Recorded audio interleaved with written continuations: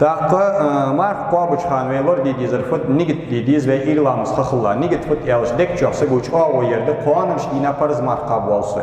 Dek çox o yerde. Metdet haguç da sunutda izbeyne ve İmam Şafii Salafi vaqt imamımız sunutla qadbeynize metdet az niyetdir qoanmış dina parız mark qab oqşarış parız mark bet aları metdet guç da sunut düşonan. No dek çıxıları parızdı dek çoxul dez nigit eger haqsul ya guç doqsul. Dek çox nigit xın metdet guç da qadatır enne Sonra nigit luarkajda şu an, sonra mark luarkajda şu an. İtari şu. Suda çiğ nigit di vutsvan usoy nigit di adatri az yahra sabol çarmış ket duelda metod şitsi di nigit dekço mark qablar xavar metdige has haanda tersu daqshi nigit xindat smotji tudina mark qabujliluş olsa gem özü şiziyede tunga haziyeşi ilm çıxılırdı. Şinda heqij mejdiki qaçaşin duçi dol hamço hatsi yesirdiz.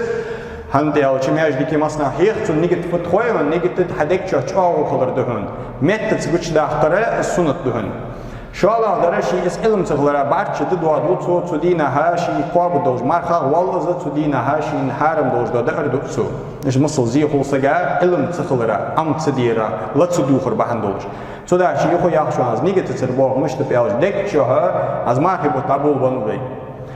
Ve bu mal oluş olsa ki, asla tarahi okuş mal oluş olsa ki, nigit doluş ol kuan mark qab.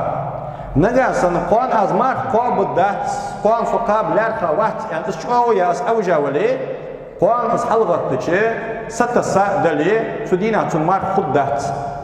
Tun mark khuddat, hani alıcı avju çıkan çoğu ya var az mark qab. Nigit diye var az mark qab.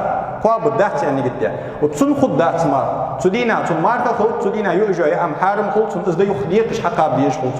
Am bagda qan marka lar khabush awja mal olsa tun mehtis nigit diye datsir yani. İz mark diye haqatta vatsir yani tun mark khul şu. Tun marka ziyet yetish hamda çamız. Marka lar khamel olsa bir dek şu nigit diye loqish şuamiz. İz mark diye haqattır nigit ayıp loqish düşan. Hani fudi haqatta olsak mark diye Шимарк таболм диагатта, марк вейцу қобуч, марк диаг хамчгатвей.